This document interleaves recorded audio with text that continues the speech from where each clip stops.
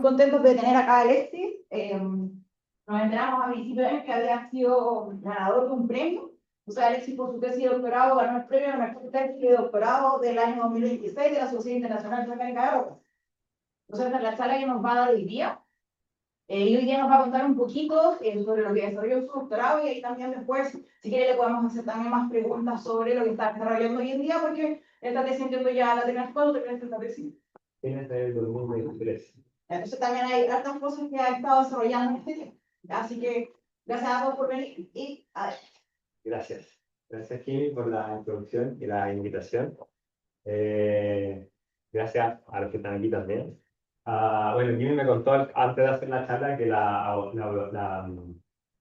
audiencia iba a ser bastante amplia, entonces igual traté de simplificar un poco la presentación para personas que no son muy expertas en el tema. Y Y al comienzo de la presentación va a ser bien simplificada hoy día y tal vez al final se va a complejizar un poquito más. Entonces, para las personas que a lo mejor están un poco más acostumbradas a estos conceptos en geomecánica o en mecánica en general, ahí yo creo que sí lo van a poder seguir, pero los otros me van a tener que disculpar. Eh, Eso, como decía Kimi, voy a mayormente hablar de mi tesis de doctorado y un poquito tal vez al final de cosas que hice un poquito más tarde en Caltech.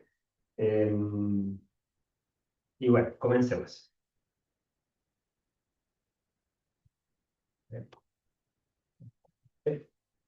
No, ya, ahí sí. Bueno, las diapositivas están en inglés, espero que eso no sea un problema. Y lo otro, primera vez que voy a hablar de este tema en español. Entonces, sí que a veces no encuentro alguna palabra en el grado, les pido disculpas, porque aprendí todo esto en inglés también. Entonces, hay palabras que a lo mejor literalmente no sé cómo se dicen en español. Así que, pero me parece una buena experiencia presentar en español después de tantos años. Voy a empezar a introducir el concepto de inducir deslizamientos en fallas por inyección de fluido de una forma muy simple. Espero que todo el mundo pueda entender. Consideren, por ejemplo, que tenemos un sistema muy simple de un grado de libertad, un bloque rígido, en el cual aplicamos una fuerza normal y una fuerza horizontal. Entonces, creo que conceptos muy básicos de física sabemos que a nivel de la base, el bloque la interfaz va a crear una resistencia a la carga horizontal que básicamente normalmente la consideramos como siendo proporcional a la carga normal y el factor de proporcionalidad es básicamente el coeficiente de fricción, ¿verdad? Ahora, normalmente cuando la fuerza aplicada es menor que esa resistencia estática de fricción, no hay movimiento del bloque. Imaginemos ahora que de alguna forma somos capaces de atravesar el bloque, y eso es lo que hacen en general en la industria a través de pozos de perforación en la corteza, que podemos penetrar y podemos inyectar fluido en la interfaz misma. Entonces, el fluido va a empezar a militar a lo largo de la interfaz y supongamos que de alguna forma podemos limitar la fuga del fluido desde los bordes del bloque, de modo que lo que va a generar la inyección continua de fluido es la presurización del fluido que está en la interfaz. Los fluidos, como el agua, por ejemplo, son bastante difíciles de comprimir, entonces se presurizan súper rápido. Entonces lo que va a pasar es que la presión del fluido va a ejercer una fuerza vertical opuesta a la fuerza aplicada en la dirección normal. Y lo que va a sentir realmente la interfaz a nivel de resistencia de fricción va a ser en realidad una fuerza efectiva, que aquí tiene esta prima, que va a ser la recta entre las dos. Eso va a ser lo que real. Y este es el concepto básicamente que introdujo Terzaghi para suelos, lo que se llama tensión efectiva, que después también se utilizó para rocas o cualquier material geológico. Va a llegar un momento en el cual la resistencia, lo que estamos haciendo al presurizar el fluido es reducir la resistencia en corte de la falla. Y va a llegar un momento en el cual esa resistencia, si es que seguimos inyectando el fluido, va a igualar la fuerza horizontal aplicada. Para nosotros las aplicaciones de sismicidad inducida, la fuerza horizontal, digamos, y la fuerza normal son fuerzas que son mayormente de origen tectónico o simplemente gravitacional en la corteza, y ya están ahí en escalas de tiempo y se desarrollan en el tiempo, pero en escalas de tiempo mucho más grandes que la escala de tiempo en que las operaciones industriales están pasando. Entonces nosotros simplemente asumimos que están estáticas, y por lo tanto, ante una fuerza estática horizontal, va a llegar un momento en el cual esas dos cosas se van a igualar, y ese va a ser el momento en el cual el bloque se va a deslizar, básicamente. Entonces, esto es básicamente lo que pasa con las fallas en la corteza, si es que hay presurización de fluido. Esa presurización puede reducir la resistencia en corte de la falla y generar estos movimientos. Es solo que ahora lo que yo les voy a mostrar es un análisis de este tipo de mecánica, pero en sistemas continuos, ¿verdad? Entonces, son sistemas no de un grado de libertad, sino de infinitos grados de libertad. Y eso es lo que me voy a concentrar ahora en mostrar, pero este es el concepto esencial, digamos, de lo que significa reactivar una falla por inyección de fluido. Ahora, ¿en qué tipo de contexto este tipo de fenómeno es relevante? Acá, esta es un corte vertical de la corteza terrestre, en la cual pueden ver un montón de distintas operaciones industriales en los cuales la gente hace pozos de inyección y por distintas razones empiezan a inyectar fluido a alta presión en la corteza. Entonces, por ejemplo, en el lado hacia más la aplicación de la izquierda, que en inglés es wastewater disposal, básicamente en la industria petrolera utilizan un montón de agua para distintos tipos de operaciones, para las perforaciones mismas, para hacer fracturamiento hidráulico, y después algo tienen que hacer con esa agua, la tienen que disponer en algún lugar porque no se puede usar, es agua residual. Entonces, la forma en la cual lidian con esa agua, de hecho, es ponerla de vuelta en la corteza terrestre y van a buscar un reservorio, básicamente una capa de roca que sea relativamente permeable, que tenga un espacio de poro suficientemente grande para almacenar esa agua de residuos, y operan la presión de la inyección a un nivel que es relativamente bajo en el sentido de que no quieren fracturar la roca, sino simplemente disponer el fluido ahí. Pero el fluido se presuriza, por supuesto, y esos fluidos migran, ahí ese color más azul que está tratando de representar la difusión de la presión de polo de los fluidos, y eventualmente pueden intersectar una falla geológica grande que esté por ahí, y la presurización de fluidos va a generar este efecto que estaba explicando antes y puede inducir el deslizamiento. Ahora, el deslizamiento inducido en una falla, en general uno lo podría clasificar en dos tipos. Puede ser asísmico, que básicamente es un movimiento lento, o puede ser sísmico, que es básicamente lo que denominamos terremoto. Entonces, cuando el movimiento es muy rápido, radia ondas elastodinámicas que podemos sentir en la superficie, los instrumentos las miden, podemos localizar dónde pasa. Y en el caso de los deslizamientos asísmicos, en general son un poco más difíciles de detectar, pero les voy a mostrar algunos casos después de esos también. En general, con instrumentación geodética se pueden encontrar también cuando son suficientemente grandes. Ahora, ah, solamente para dar un contexto un poquito más general, las fallas se pueden reactivar de otras formas también, a través de operaciones industriales. Lo que yo estoy mostrando ahora es más bien lo que me concentré, es como el caso izquierdo, en el cual hay una conexión directa entre los fluidos que se presurizan y las fallas. Pero también las fallas se pueden reactivar por cambios en el estado de tensión, simplemente de la falla, que pueden venir de otro origen. Por ejemplo, en esta figura se está mostrando el caso de inyección o extracción de fluido, y eso se parece mucho a cómo opera una planta geotermal. Y, y sin conexión directa de esos fluidos, eso puede generar simplemente perturbaciones en la corteza, perturbaciones a nivel del sólido, de la parte sólida del medio poroso. Y esas perturbaciones también pueden generar reactivación de las fallas en forma de terremotos o deslizamientos lentos.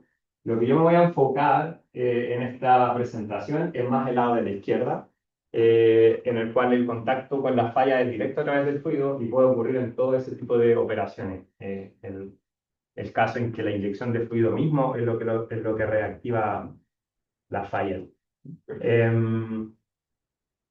También, para poner en un poquito un contexto mucho más general, no solamente operaciones de inyección de fluido generan reactivación de fallas o terremotos, sino que también otros tipos de operaciones tú. Aquí también, aquí hay 4 casos en que hay inyección de fluido, pero por ejemplo hay operaciones mineras, bueno, lo que pasó en el Teniente hace poquito, que simplemente la extracción de material de roca genera perturbaciones en el estado tensional de la roca y eso puede producir también la reactivación de falla, o también el caso de más hacia la derecha, que es un caso de un reservorio de agua, en el cual uno empieza a cargar con agua, básicamente la corteza desde la superficie, y esa carga adicional puede generar también cambios de tensiones que pueden inducir. Y hay terremotos inducidos de ese estilo también, y bastante grandes. Entonces, en este caso nosotros estamos concentrados en el caso, como les decía antes, de inyección de fluidos. Y en general, uno tiene la visión de que el tema de inducir deslizamiento de la falla es problemático solo cuando los deslizamientos son sísmicos, porque eso es lo que puede generar daño en la superficie o preocupación en la comunidad, que es algo importante con lo que tienen que lidiar con estos tipos de proyectos. Entonces, en el caso de que el deslizamiento sea sísmico, este problema de sismicidad inducida ha generado un montón de preocupación, especialmente en Estados Unidos, en donde este gráfico lo que muestra, en el inset se ve como el mapa de sismicidad en una parte importante de Estados Unidos, debido a operaciones de inyección de fluido.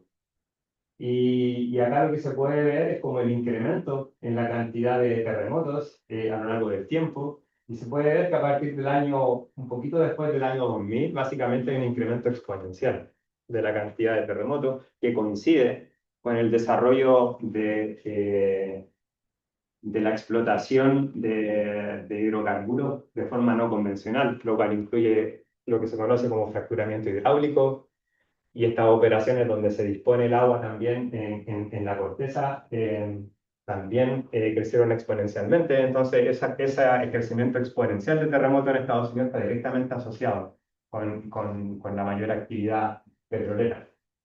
Entonces, esto generó mucha preocupación en Estados Unidos, y ya en el año 2015, yo diría, más o menos, hubo una serie de terremotos que causaron más preocupación aún, es decir, la tasa de sismicidad aumenta, pero también la magnitud de los terremotos inducidos aumentó.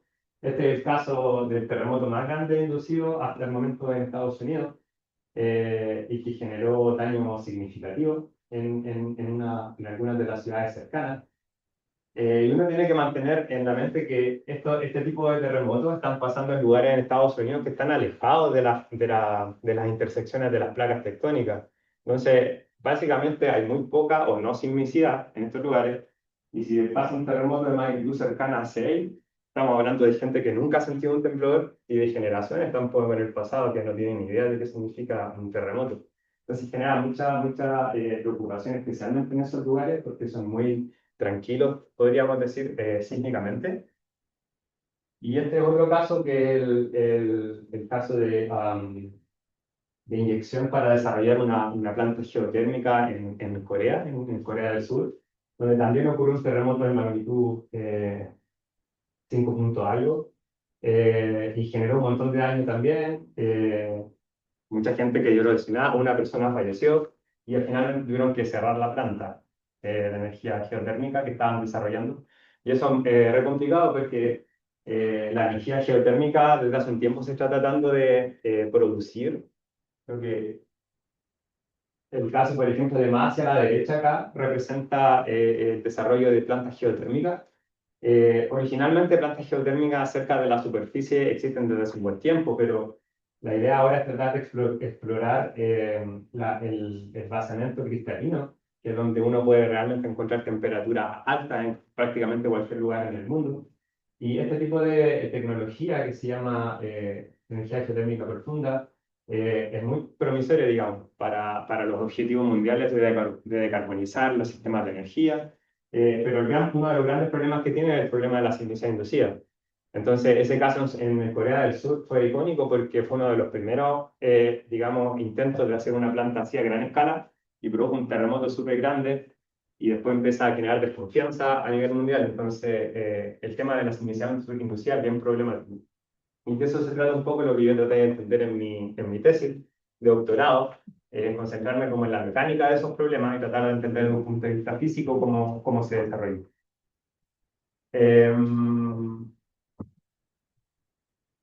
Para terminar la parte de introducción, bueno, me estaba concentrando yo en los casos en los que los deslizamientos de falla son sísmicos, porque producen estos terremotos con las consecuencias que le estaba mostrando antes.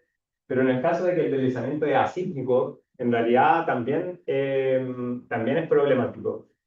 Desafortunadamente, uno podría decir, bueno, me gustaría en realidad liberar esas tensiones que están en la corteza con deslizamientos lentos porque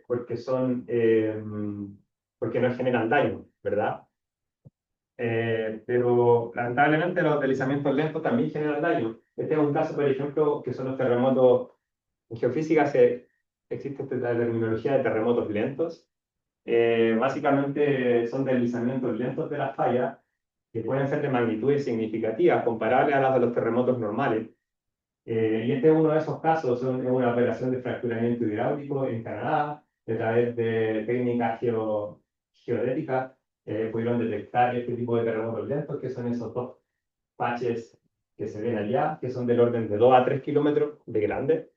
Y en este caso ocurrieron estos dos terremotos lentos y no ocurrió nada de sismicidad, absolutamente cero. Entonces, un punto de vista de los riesgos relacionados con las operaciones, es como positivo tener deslizamientos que son puramente lentos, pero no están así tampoco, porque los deslizamientos lentos también pueden producir daño de otros tipos. Un tipo de daño, por ejemplo, es lo que se conoce como la deformación de los pozos. Entonces, pasa de que hay fallas y fracturas que atraviesan los pozos, y si esas fallas y fracturas se mueven de forma lenta, está bien, no producen terremotos, pero deforman el pozo y lo pueden dejar inutilizable. Y eso es exactamente lo que pasó en este caso anterior que le estaba mostrando. Uno de estos terremotos lentos cruzó uno de los pozos y básicamente los daña y no se pueden utilizar. Entonces, ese es un riesgo relacionado con deslizamientos lentos también. Y el otro también que es súper importante en el caso de almacenamiento de CO2 en la corteza, esa otra tecnología bien promisoria para ayudar a la decarbonización de los sistemas de energía en el mundo. La idea es básicamente agarrar CO2, mezclarlo con agua y inyectarlo en forma de fluido en la corteza. Y normalmente cómo funciona ese caso está ejemplificado ahí en uno de los casos al medio, donde dice Geological CO2 Storage. Y ahí lo que pasa es similar al caso del wastewater injection. Se presuriza el fluido y esa presurización eventualmente puede alcanzar una falla y hacerla deslizar.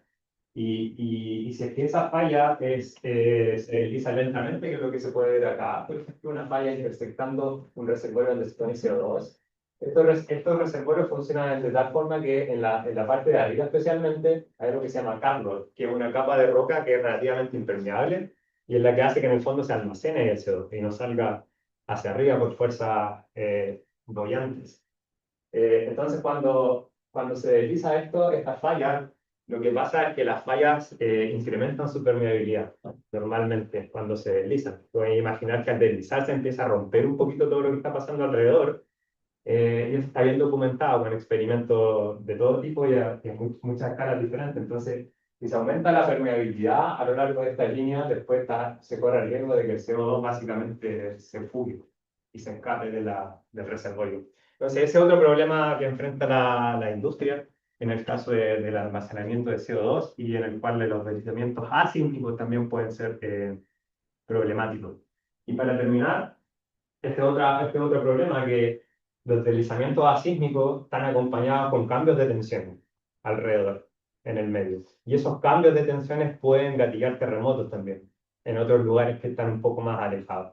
Este es un caso donde ocurrió eso, que es la operación de una planta geotermal, donde esas líneas rojas y azules son los pozos de operación de inyección y extracción, y cercanamente a eso hay una falla normal, en la cual la inyección y extracción de fluido produjo un terremoto lento, básicamente.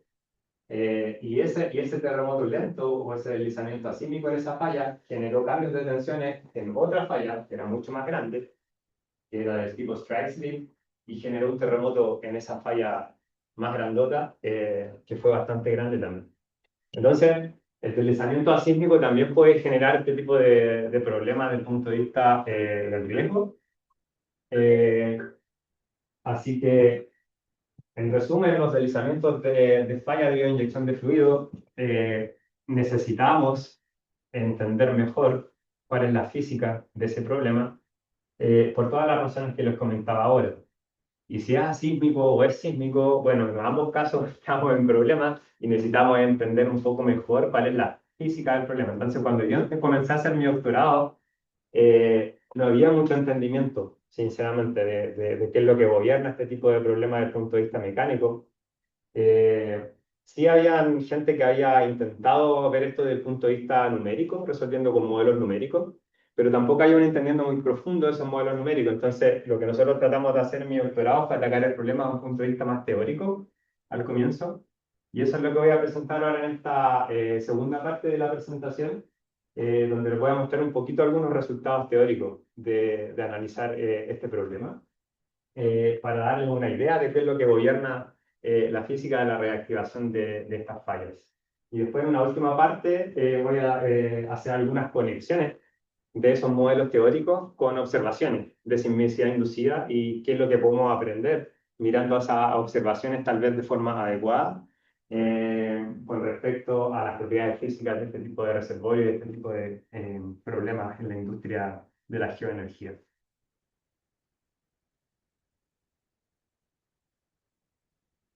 Ya.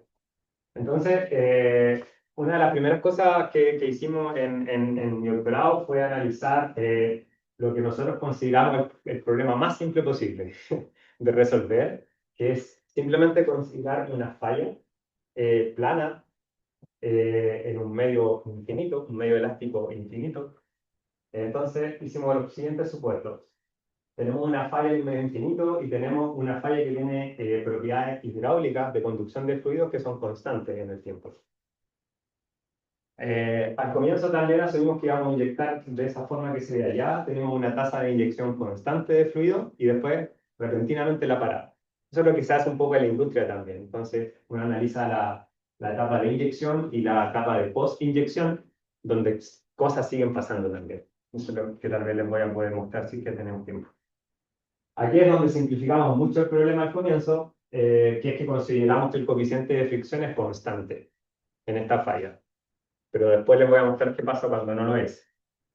Y por último, asumimos en este modelo que el campo de tensiones in situ básicamente es uniforme, así como el campo de presión de poros. Cuando terminé mi doctorado, ya habíamos, como se dice, fui como levantado todos esos supuestos en realidad, porque este fue el primer modelo que hicimos para entender un poco para la física del problema, pero después empezamos a complejizar el modelo y finalmente estudiamos esto con un montón de no linearidades adicionales, complejidades, pero me quiero concentrar en este primer modelo porque es el más simple de explicar y ya encapsula tal vez algunos de los aspectos más esenciales de la física del problema. Solo para darle una idea de cuál es el tipo de matemática y de modelos con los que estamos lidiando, no voy a entrar en muchos detalles, pero básicamente consideramos bueno, la teoría de elasticidad para modelar la deformación de la roca debido al deslizamiento de las fallas. En este caso utilizamos una formulación de una integral de frontera para eso. Y para lo que es el movimiento del fluido, uno puede mostrar que la conservación de masa y de momentum también en el fluido conlleva una ecuación de difusión para el campo de la presión de poro dentro de la falla. Y estos dos problemas del fluido y del sólido están acoplados en la interfaz de la falla a través básicamente de la relación de Tersaghi para la tensión, para la resistencia de corte de la falla, que depende de la presión de poro. Y después el stress en cualquier punto de la falla básicamente depende de la deformación. Entonces ahí es donde todo el problema está acoplado y dadas las condiciones de frontera e iniciales respectivas, este problema se puede resolver. Entonces, en resumen, estamos considerando tales ingredientes físicos en el problema y lo que tenemos que resolver es un problema de valor de frontera, básicamente, que acopla el fluido y el sólido en un mismo sistema. Entonces, para resolver esas ecuaciones, implementamos de la forma más general un método numérico, concepto más del área de mecánica computacional, y utilizamos, bueno, un montón de métodos distintos, acoplados, entonces no voy a gastar mucho tiempo tampoco en eso, pero básicamente desarrollamos un método que puede resolver esto en la forma más general posible. En lo que me quiero concentrar ahora es más bien en mostrarles una de las soluciones analíticas que pudimos resolver en este caso, porque bien como da un montón de información de cómo se responde la falla a una inyección de fluido. Entonces, antes de explicarles ese plot que muestra esa solución analítica, déjenme introducir un poquito algunos parámetros. Básicamente, nos concentramos en el caso en que la ruptura es circular. Esa, en verdad, es una aproximación solamente. En general, para el problema que estamos desarrollando, tiene una forma más bien elíptica la ruptura, mayormente relacionada en este caso con el coeficiente de Poisson. Pero la respuesta de la falla con una ruptura circular realmente encapsula en primer orden la respuesta de la falla. Entonces, mayormente, lo más interesante ya está en esa solución. El problema tiene dos escalas, ¿cómo se dice? Length scales. Escalas espaciales o largo de escalamiento. Uno es el tamaño de la ruptura, que le llamamos R, que sería el radio de la ruptura, y el otro está relacionado con el problema de migración de fluidos debido a la inyección. Entonces, por un lado tenemos el tamaño de la ruptura en un cierto tiempo, y por otro lado tenemos esto que es un length scale del problema de difusión, que simplemente es proporcional a la raíz cuadrada del tiempo. Esto es característico de problemas de difusión, en donde estos frentes de difusión se mueven proporcionalmente a la raíz cuadrada del tiempo, y alfa es simplemente la difusividad hidráulica de la falla. Esos son los dos length scales más importantes de este modelo, y la división entre esos dos, básicamente uno puede demostrar que si agarro ese sistema de ecuaciones que mostré antes y uno le aplica análisis dimensional y de escalamiento, este ratio depende solamente de un número no dimensional. Y ese número no dimensional es súper importante porque tiene un significado físico bien importante y potente. Y eso es lo que le quiero mostrar ahora. Le llamamos Express Injection Parameter porque realmente encapsula propiedades de la inyección, así como del estado tensional de la falla antes de que comience la inyección. Y se define de esa forma. Este parámetro tiene en el numerador básicamente el coeficiente de fricción por la tensión normal efectiva, es simplemente la resistencia estática de la falla antes que comience la inyección. Y tau cero es básicamente la tensión de corte en la falla antes de que comience la inyección. Entonces, la resta entre los dos es simplemente la cantidad de tensión de corte necesaria para inducir deslizamiento en la falla. Entonces, por eso es que le llamamos como una distancia hacia la falla, distance to failure en inglés. Y en el denominador tenemos un parámetro que está relacionado con la inyección ahora, no con el estado tensional, sino con la inyección misma. Y esa cantidad que se llama delta P estrella es básicamente una cantidad que está en el orden de la presión de fluido en el punto de inyección. Y depende de la tasa de inyección de fluido, de la viscosidad del fluido, de la transmisibilidad hidráulica de la falla y muchas otras cosas más. Entonces, realmente la división entre estas dos cosas, entre el estado tensional y la inyección, lo que controla la dinámica del problema. Y este número no dimensional puede tomar valores críticos. Entonces, cuando es muy pequeñito, cuando es mucho más pequeño que la unidad, estamos en una situación en la cual el denominador es pequeño. Entonces, básicamente, necesitamos muy poca perturbación en la falla para activar el deslizamiento. Y por eso le llamamos el régimen, digamos, cargado críticamente, o critical stress en inglés.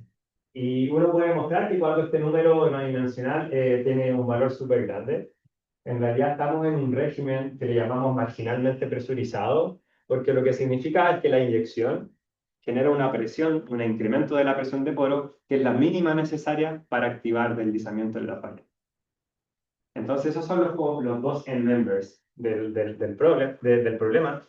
Y ahora sí que les puedo mostrar qué significa esta solución analítica. Entonces, acá tenemos este valor lambda, que es la división entre el frente de ruptura y el frente de migración de fluido.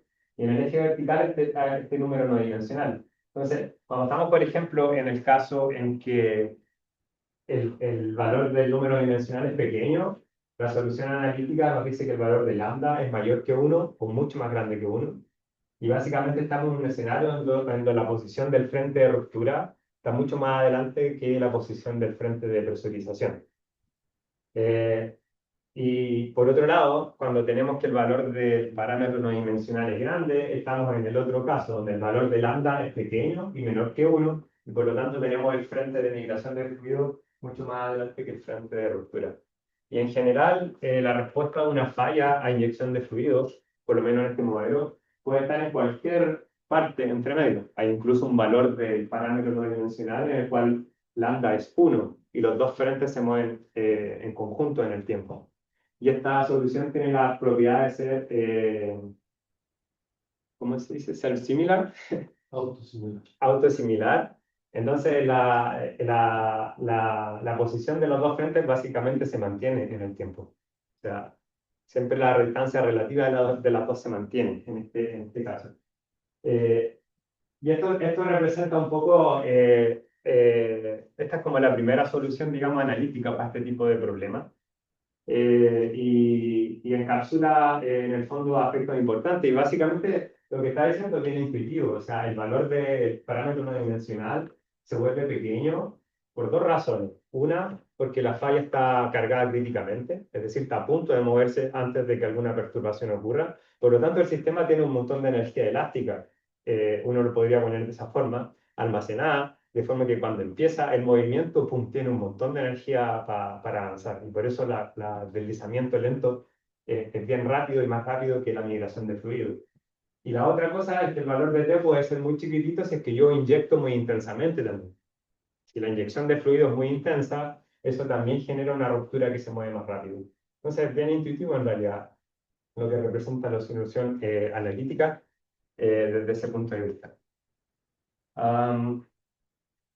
Ahora no voy a ir en los detalles de esto, pero después el segundo problema que analizamos fue, ya bueno, el coeficiente de fricción no es constante, y sabemos eso, pero es el modelo mínimo que permite desarrollar una solución para deslizamiento lento o asísmico.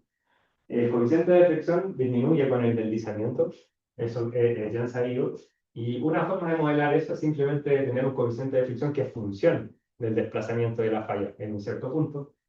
Y consideramos nosotros ese modelo de fricción ahora en el mismo modelo que estábamos viendo antes, y resolvimos el modelo para ver qué es lo que pasaba. Y lo que pasa es que pasan muchas cosas en realidad, y no voy a explicar todas ellas, ni tampoco voy a explicar este plot en mayor detalle porque podría tomar perfectamente 30 minutos hacer eso. Pero básicamente lo que ocurre es que ahora, bueno, el modelo depende en este caso de tres parámetros no dimensionales, y esto lo que ven acá es una especie de diagrama de fase, o un mapa de los distintos regímenes de respuesta de la falla, dependiendo de cuáles son estos números no dimensionales. Eh, y, y lo más importante tal vez de resumir en este punto es que pasan un montón de cosas. Es decir, hay regímenes en los cuales la respuesta de la falla es simplemente asísmica, es simplemente lenta. Pero también ocurre la nucleación de terremotos. Es decir, esta falla se genera una respuesta asísmica de la falla, pero alcanza un cierto tamaño esa ruptura asísmica en el cual luego de eso la ruptura se vuelve inestable en un modelo cuasi estático. Y por lo tanto lo que pasa es que transicionamos a un régimen dinámico de propagación, donde todo ocurre muy rápido y básicamente la ruptura se mueve a velocidades cercanas a las velocidades del medio, que básicamente es un terremoto. Estos terremotos que también aparecen en el modelo, que los estudiamos bien en detalle, a veces incluso paran dentro de la falla, es decir, se detienen por razones que entendemos muy bien también, o otras veces el terremoto simplemente es imparable. Y la única forma de que pare es de que alcance los límites de la falla geométrico. Eso es como un runaway rupture. Entonces hay muchas cosas que pasan cuando uno pone este modelo de fricción, en el cual la fricción se debilita con el tiempo.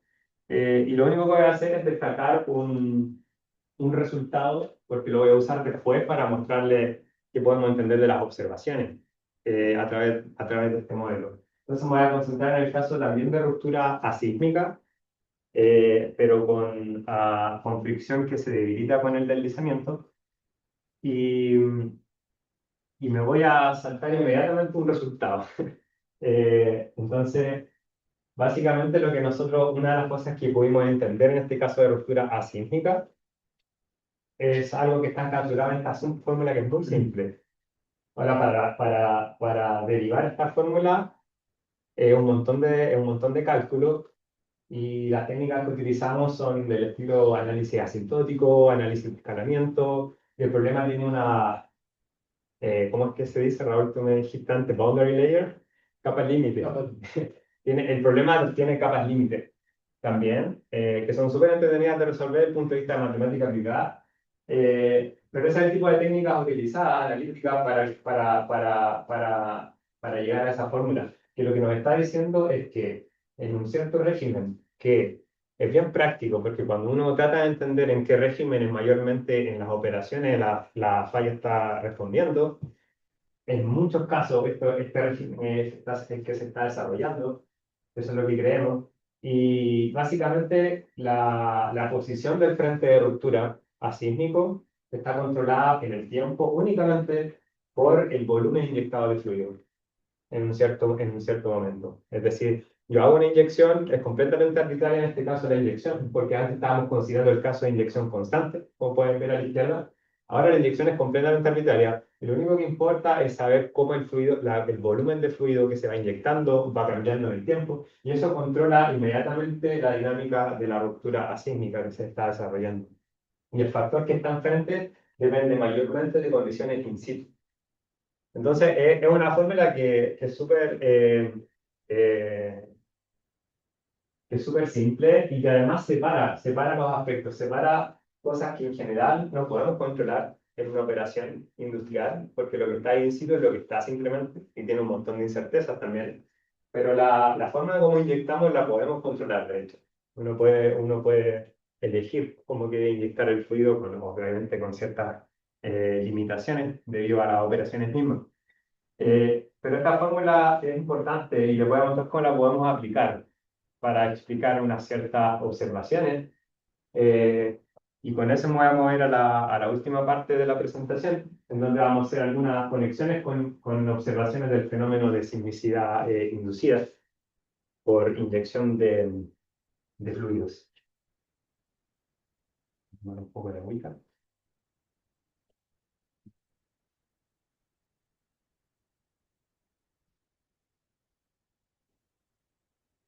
Ya. Entonces, una de las cosas que hicimos fue encontrar leyes de escalamiento para el máximo tamaño y magnitud que estos terremotos lentos inducidos por inyección de fluido pueden tener. ¿Por qué estamos interesados en eso? Por lo siguiente, este es un caso que sirve para motivarlo.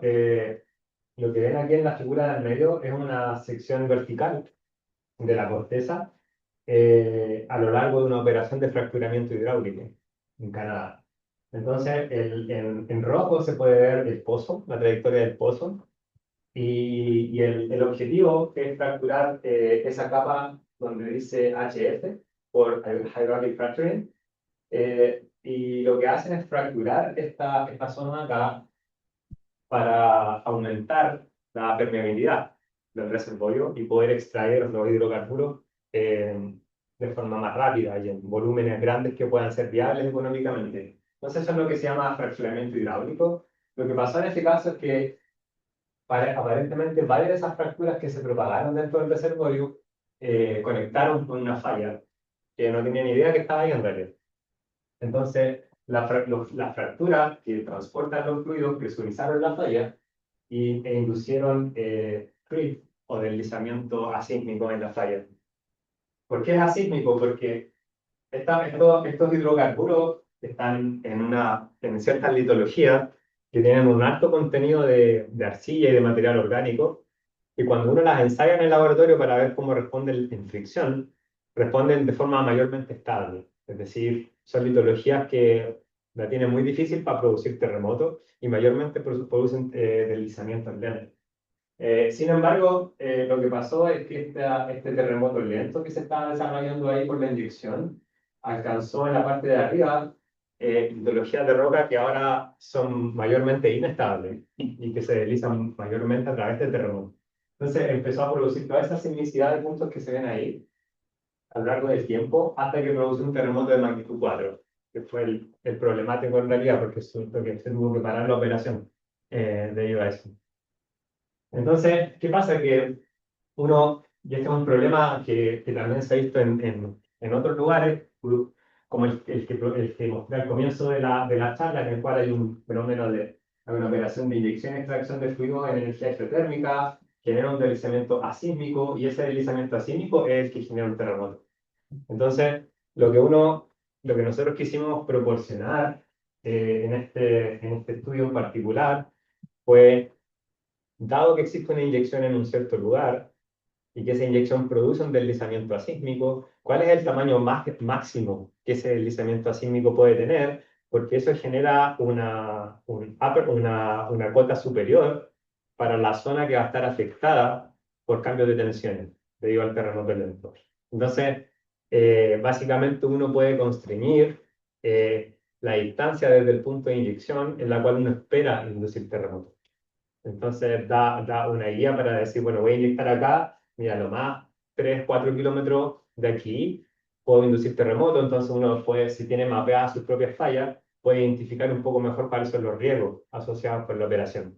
A través de este mecanismo de gatillamiento de terremoto, y un estudio similar fue hecho antes por otras personas, en las cuales atacaron el mismo problema, pero considerando que los terremotos iban a gatillar por difusión de presión de poro o por cambios poroelásticos en las tensiones en el medio.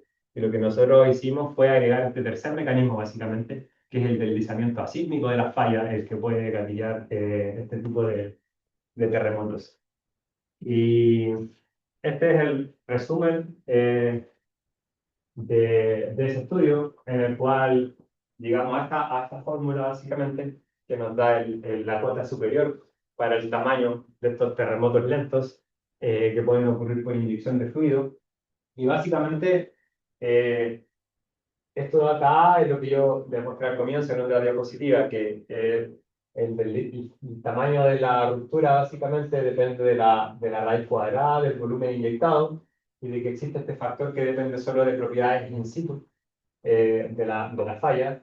Pero en adición a eso, existen otros dos factores que tienen un poco menos relevancia que estos dos, pero también no son completamente despreciables y que están mayormente relacionados con la fase de post-inyección. Es decir, cuando uno para la inyección en una falla que está siendo reactivada, no es que uno pare la inyección y la ruptura se detenga. La ruptura sigue avanzando, de hecho, por un tiempo, porque la presión de fluido, a pesar de que uno pare la inyección, sigue, el proceso de difusión sigue pasando. Entonces, lo que ocurre en realidad es que la presión de fluido cerca del inyector disminuye drásticamente cuando yo paro la inyección. Pero si me voy un poquito más lejos del inyector, la presión de fluido sigue avanzando, o sea, los fluidos siguen migrando y se siguen presurizando, es decir, hay distancias en las cuales la presión de fluido sigue aumentando en el tiempo. Entonces, esa respuesta de la presión de fluido en la fase de post-inyección genera que estas rupturas sigan desarrollándose. Y eso lo estudiamos en detalle en un artículo durante mi doctorado. Y lo que pasa es que ahora las rupturas transicionan a algo que se conoce como estilos de pulso, con pulsos de deslizamiento. Que en el fondo lo que pasa, esos son resultados de simulaciones, de hecho, esa es la tasa de deslizamiento en un cierto momento, y esos son en distintas instancias después de que la inyección ha parado. Entonces lo que pasa es toda el área de la falla que está como en gris, significa que no se está moviendo.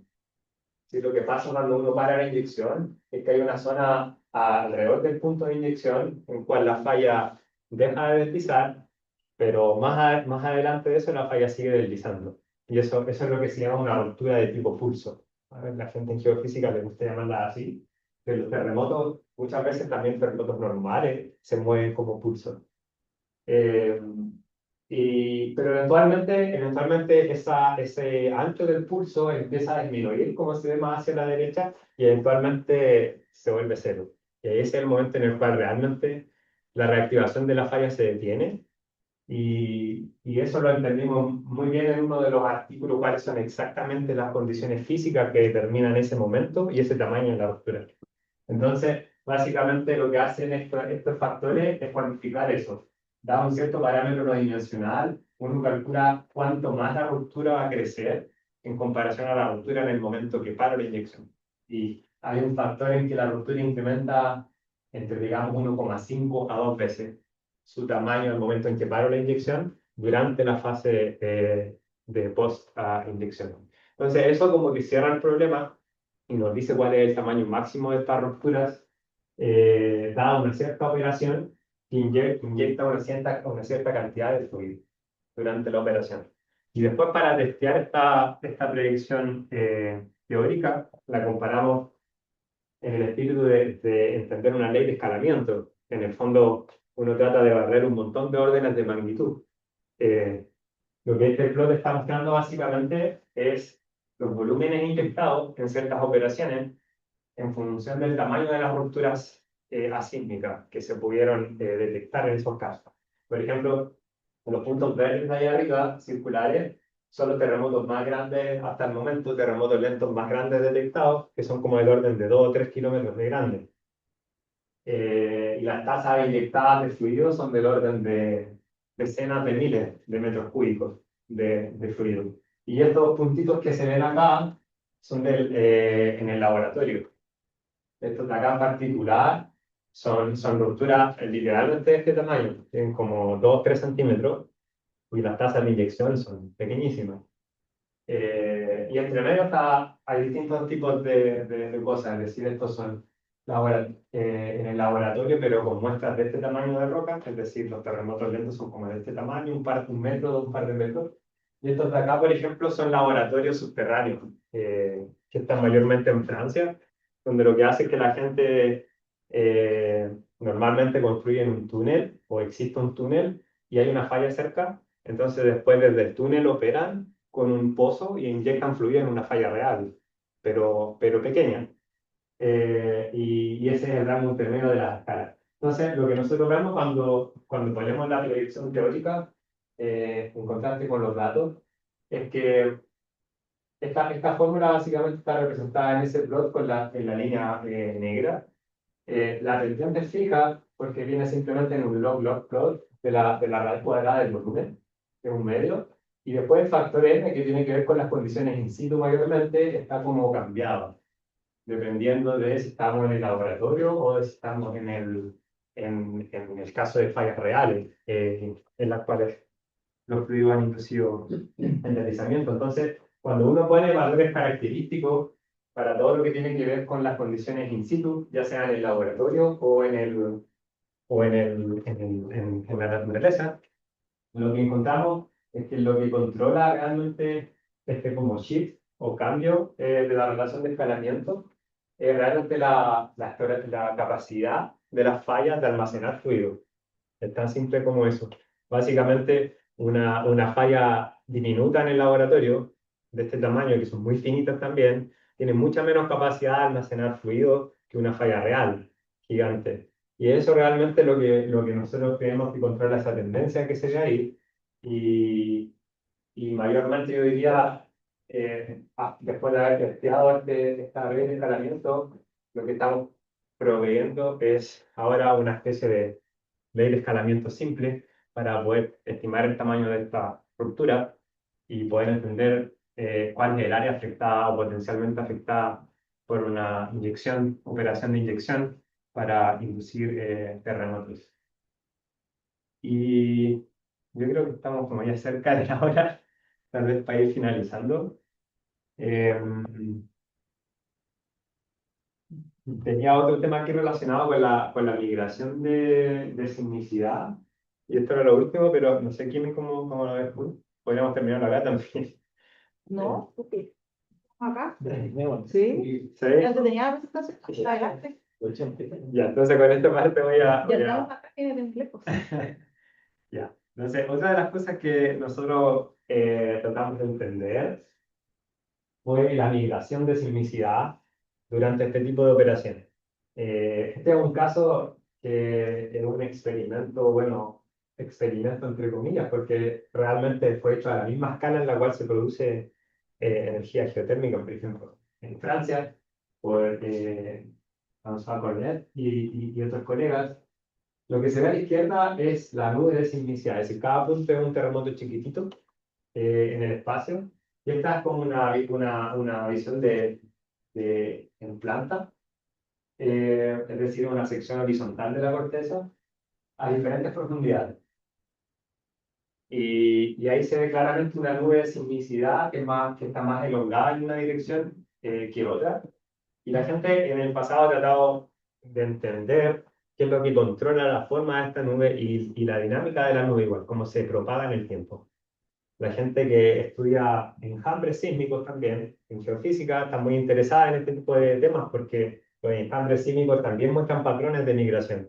Las nubes de sismicidades se mueven de cierta forma y uno trata de inferir cuáles son las fuerzas externas que están controlando esa migración de sismicidad a través de mirar estos patrones de migración en el tiempo.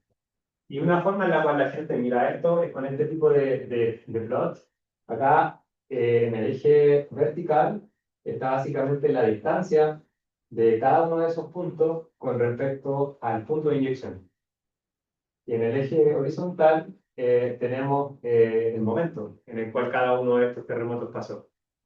Y aquí uno puede ver, en el fondo, cómo migra la nube en este tipo de plot. Esta es una forma de hacerlo. Y hay como una especie de frente de migración. Estos son los puntos que están más alejados desde el punto de inyección y que van migrando con una cierta dinámica en el tiempo. Entonces, muchas veces la gente cree ver acá un patrón que es proporcional a la raíz cuadrada del tiempo, que de hecho es exactamente esa línea negra que está ahí. Entonces, cuando la gente ve una migración proporcional a la raíz cuadrada del tiempo, se cree que es la presión de fluido lo que está controlando la migración, porque la presión de fluido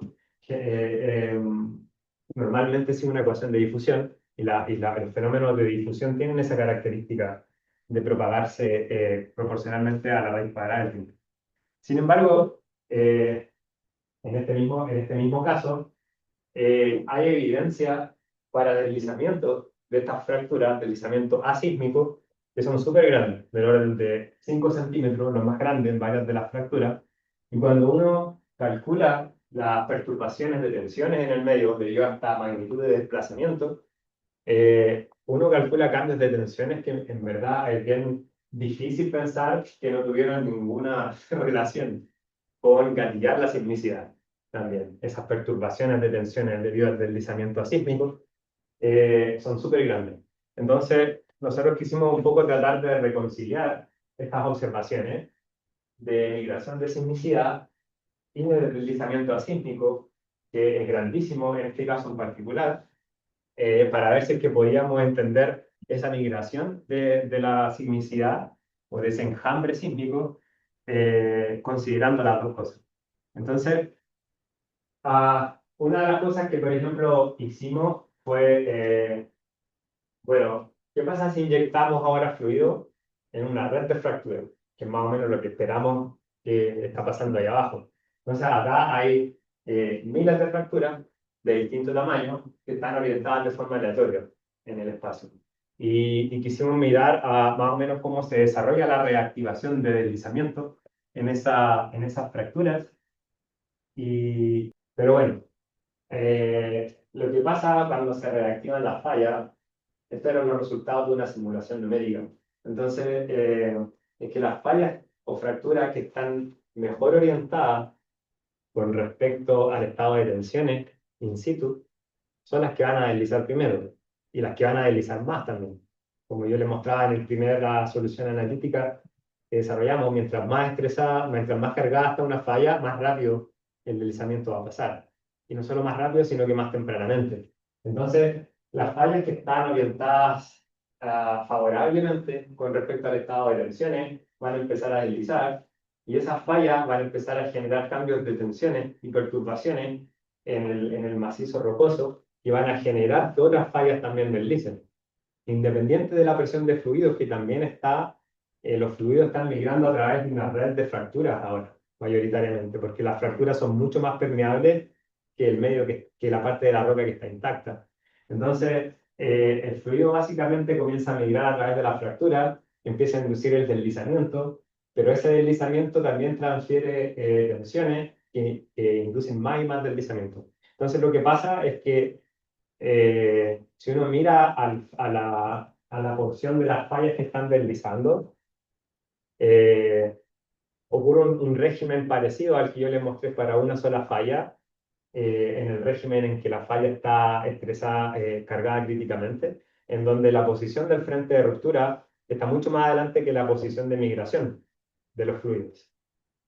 Esa respuesta de una sola falla también tiene una versión distribuida en muchas fallas, básicamente. Eso es lo que quería mostrarles en el video.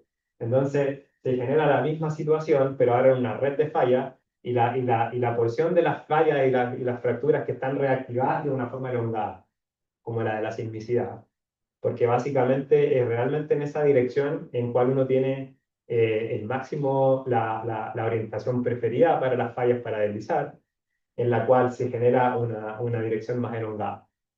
Y eso, lo que nosotros creemos, lo que probablemente le da esa dirección elongada a la nube de sismicidad que podemos ver en las observaciones. A ver. Claro, que esa forma elongada que tiene allá. Entonces, en el pasado, esta gente que estaba interpretando la migración de sismicidad explicó esa característica elongada de la nube de sismicidad, pensando que las propiedades hidráulicas del reservorio, en particular la permeabilidad, tenían una componente anisotrópica, que básicamente es más fácil migrar el fluido en una dirección que en otra.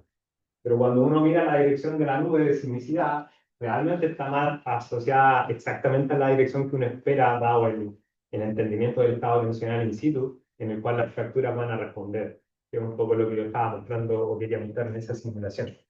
Entonces, esta sería una explicación alternativa, que yo sinceramente creo que es mucho más cercana a lo que realmente está pasando. Explica esa cantidad de deslizamiento asísmico que se ve en la deformación de los pozos. Y esto de acá me lo voy a saltar. Eh, entonces, lo que hicimos nosotros ahora fue proponer un modelo en el cual el frente de sismicidad, que es esto que le llamo S, eh, va avanzando en el tiempo con una función que es por parte, es decir, hay una etapa inicial que se da ahí arriba a la izquierda, en la cual el frente de migración de presión de poros está más adelante que la reactivación de deslizamiento en la falla. Eso es natural porque de hecho necesitamos una cierta cantidad de incremento de presión de poro para activar deslizamiento, incluso en el comienzo. Entonces, antes de que el deslizamiento de la falla comience, ya hay una presión de poro que está evolucionando y que es la que en principio va a dominar la migración del enjambre sísmico al comienzo. Pero después lo que puede pasar, si es que las condiciones están dadas, es que el deslizamiento asísmico de la ruptura va a adelantarse y va a sobrepasar el frente de migración de presión de fluido. Y en ese caso lo que va a dominar el frente de migración de la sismicidad va a ser el deslizamiento asísmico, que básicamente, si bien es fundamentalmente asísmico, la forma en como lo entendemos al menos o lo modelamos, es que igual hay parches pequeñitos dentro de esto que son heterogéneos en términos de fricción, en términos de la rugosidad que tienen las fallas y un montón de cosas que pueden generar esas heterogeneidades, y que ahí es donde ocurre la microsismicidad, estos terremotos pequeñitos que están en la nube de sismicidad, y esa sismicidad puede ser gatillada por la transferencia elástica desde el deslizamiento lento. Entonces, en ese caso, en una segunda etapa, lo que dominaría realmente ese frente del enjambre es el deslizamiento asísmico, y nosotros encontramos que básicamente esa migración del deslizamiento sísmico es proporcional a la raíz cuadrada del volumen, del volumen inyectado en la operación. Y en este caso en particular, además, nosotros sabemos exactamente cuál es el volumen, porque tenemos los datos de la operación de la inyección. Entonces, ese es un dato en nuestro caso.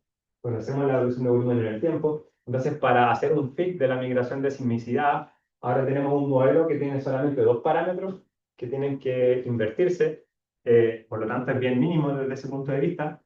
Y este es el resultado de hacer ese ejercicio. Entonces, esta es la nube de sismicidad en este plot en el cual tenemos la distancia de los eventos desde el punto de inyección y cómo ellos evolucionan en el tiempo, que es el mismo plot que les mostré antes. Y este es el resultado de hacer ese ejercicio. Entonces, en la línea negra es el modelo que recién les estaba mostrando. Entonces, lo que tenemos que hay una etapa inicial acá, donde la migración es controlada por una raíz cuadrada del tiempo y por lo tanto estamos en el caso temprano, en el cual esta parece ser la figura en la cual la reactivación de la falla se inicia está operando, y después este punto de acá, de niveles, es cuando transicionamos al régimen donde es el deslizamiento asísmico el que está adelante y el que va generando o controlando la migración de la sismicidad. Y también hicimos el fit, bueno, de lo que estaba haciendo la gente antes, que considerar solamente que hay que solamente la presión de poro en la que controla la migración de la sismicidad. Eh, Ese modelo de presión de poros tiene un solo parámetro. Entonces, para ser justo, hicimos lo que se conoce como un criterio de información bayesiana. Básicamente que uno penaliza un modelo que tiene más parámetros, pero tiene que compensarlo con cuán bueno es el misfit con los datos. Aún así, el modelo que nosotros proponemos es mejor, incluso considerando que tiene un parámetro adicional, pero el fit que es mejor con los datos es mucho mejor, por lo tanto sigue siendo el modelo preferido. Y este kink o este punto de transición acá, básicamente tiene información sobre el estado de tensiones de la falla. Lo cual es súper interesante porque ese es uno de los parámetros que está peor constreñido normalmente en una falla, y nosotros sabemos cuán importante es el estado de tensión en general en una falla para entender la respuesta que la falla pueda tener sísmica, pero también la nucleación de terremotos, el detenimiento de los terremotos, todas esas cosas dependen mucho del estado tensional. Entonces, obtener información sobre eso es súper importante, y eso es lo que está en ese cambio de transición. Y con eso sí que termino. Así que, bueno, muchas gracias. Y si tienen preguntas, les quiero contestar.